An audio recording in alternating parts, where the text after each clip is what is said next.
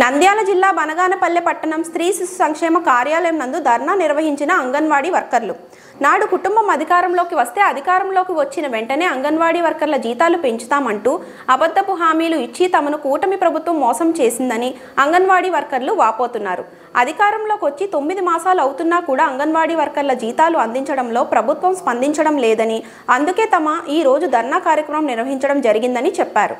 Byte Venkatalakshmi, CITV జిల్లా సహాయ కార్యదర్శి.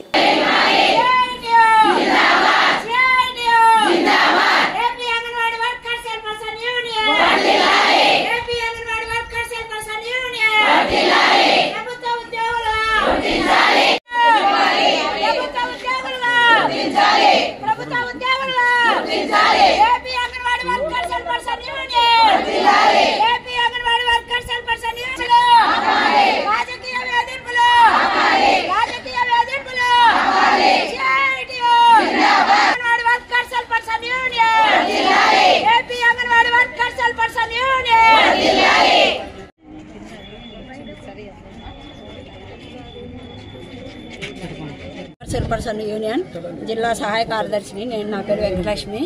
గత ప్రభుత్వంలో మేము 42 రోజులు సమ్మె చేసినాము. సమ్మె కాలంలో కొన్ని అయితే సాధించుకున్నాము. మేము సమ్మె చేసేటప్పుడు ఈ కూటమి ప్రభుత్వం కానీ, బీజేపీ కానీ, జనసేన, టీడీపీ ప్రభుత్వాలు వచ్చినారు మా సమ్మె దగ్గరికి. వచ్చి అమ్మ మన ప్రభుత్వం వస్తే మీకు వచ్చిన వెంటనే మీ కష్టాలు ఏంటో మేము తీరుస్తాము, మీకు ఖచ్చితంగా మీ జీతాలు పెంచుతాము, మీకు ఎలాంటి ఇబ్బంది లేకుండా మేము మీకు మా సహాయ సహకారాలు అందిస్తామని అన్నారు. కానీ కొత్త ప్రభుత్వం వచ్చి కనీసం అంటే సంవత్సరం అవుతుంది. ఎక్కడే కానీ అంగన్వాడీలకు ఎక్కడే కానీ జీతాలు పెంచడం కానీ, అంగన్వాడీలకు మెరుగైనవి ఏవి చేయడం లేదు. ఒకటి ఏ ప్రభుత్వం వచ్చినా మాకు ఏదో చేస్తాదంటే కానీ ఏది చేయడం లేదు. ఏ ప్రభుత్వం వచ్చినా మేము పోరాటాలు తప్పడం లేదు. మేము పోరాటాలు చేస్తే తప్ప ఏదే గాని మాకు 1 రూపాయి పెంచడం లేదు. కాబట్టి మేము ఈ ప్రభుత్వాన్ని ఒకటే కోరుకుంటున్నాము. అంగన్వాడీ టీచర్లకు, ఆయాలకు మినీ వర్కర్లను మెయిన్ వర్కర్లుగా చేస్తామన్నారు. కానీ మినీ వాళ్ళకైతే మెయిన్ వర్కర్ల మీద పని ఉంది, కానీ వాళ్ళకైతే జీతాలు తక్కువ. ఎక్కడైనా పోవాలన్నా వాళ్ళకు ఇబ్బందిగానే ఉంది. కాబట్టి వాళ్ళని మెయిన్ వర్కర్లుగా చేస్తామన్నారు. కానీ అది లేదు. జీతాలు పెంచుతామన్నారు. పక్క రాష్ట్రము గ్రాడ్యుయేట్ అమలు చేస్తామన్నారు. గ్రాడ్యుయేట్ అమలు లేదు. పెన్షన్ సౌకర్యం లేదు.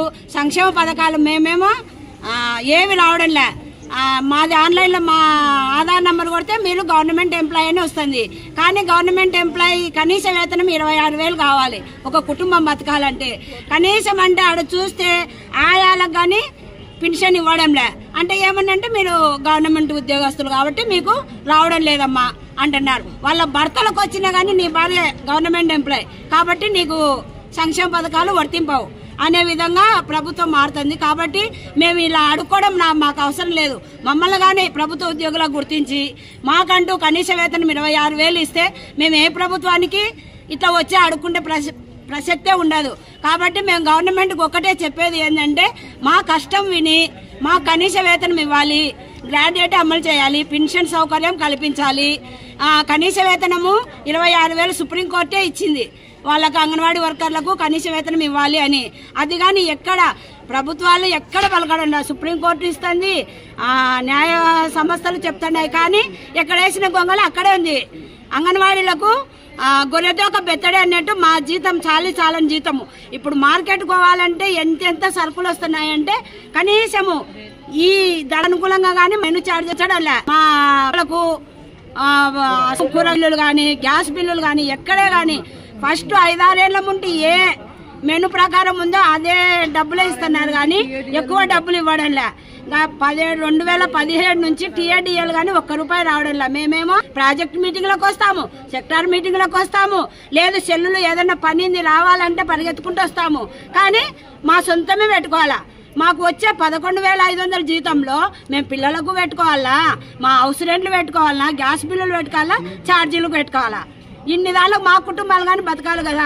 అందుకనే మేము ప్రభుత్వాన్ని ఒక్కటే ఉంటున్నాము. కనీసం 26,000 ఇవ్వాలి, ప్రభుత్వ ఉద్యోగులుగా గుర్తాలి, సుప్రీంకోర్టు ప్రకారము గ్రాడ్యుయేట్ అమ్మాలి.